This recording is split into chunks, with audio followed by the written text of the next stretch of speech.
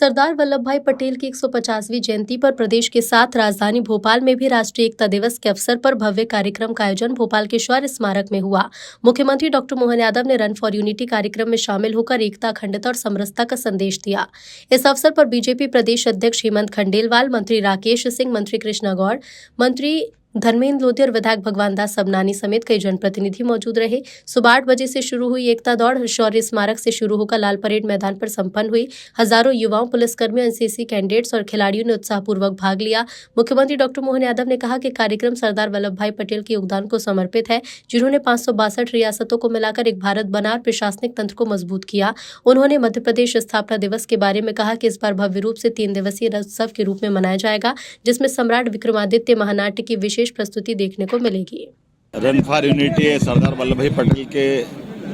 भारत के प्रति किए गए योगदान को समर्पित ये कार्यक्रम में मेरे साथ आज कार्यक्रम में मौजूद माननीय मंत्री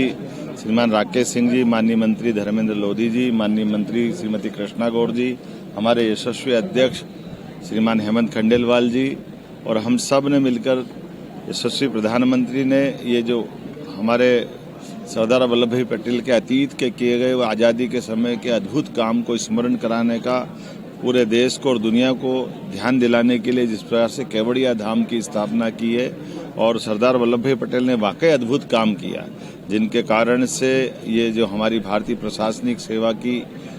इकाई खड़ी हुई, जिसके आधार पर IAS IPS से लेकर सभी प्रकार के अधिकारियों ने पूरे देश की अंदर की प्रशासनिक तंत्र को मजबूती देने का काम किया। सरदार वल्लभ भाई पटेल ने देश के आज़ादी के समय 562 से ज़्यादा रियासतों को मिला करके एक भारत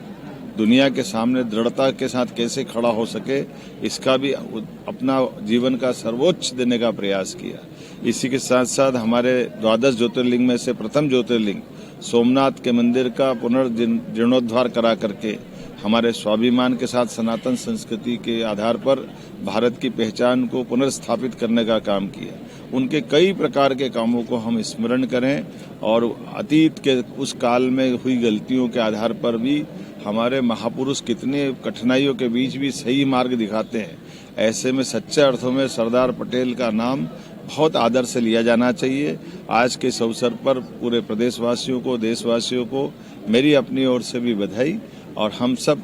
इस महापुरुष के खास करके उनके लिए बनाए गए इस पवित्र तीर्थ केवड़िया धाम को भी जरूर जाना चाहिए। हमारा प्रयास रहेगा हमारी सरकार के माध्यम से भी कि हम सब जाएं। मध्य प्रदेश सरकार की ओर से मैं स्वयं 11 तारीख को वहां अपने दलों के साथ हमारे निर्धारित कार्यक्रमों के आधार पर अपनी विनम्र श्रद्धांजलि अर्पित करने जाऊंगा। मेरी अपनी ओर से इस पूरे आयोजन के लिए बधाई। मध्य प्रदेश की स्थापना दिवस और मध्य प्रदेश की स्थापना दिवस के साथ के सारे कामों के लिए जितने प्रकार से मेरी अपनी ओर से बधाई और खास करके आपकी हमने उस कार्यक्रम को और बढ़ा के 3 दिन का कार्यक्रम करने का प्रयास किया है और जैसा कि बताया गया सम्राट विक्रमादित्य का महानाट्य ये अतीत के 2000 साल पुराने एक ऐसे महापुरुष को सामने लाने का प्रयास है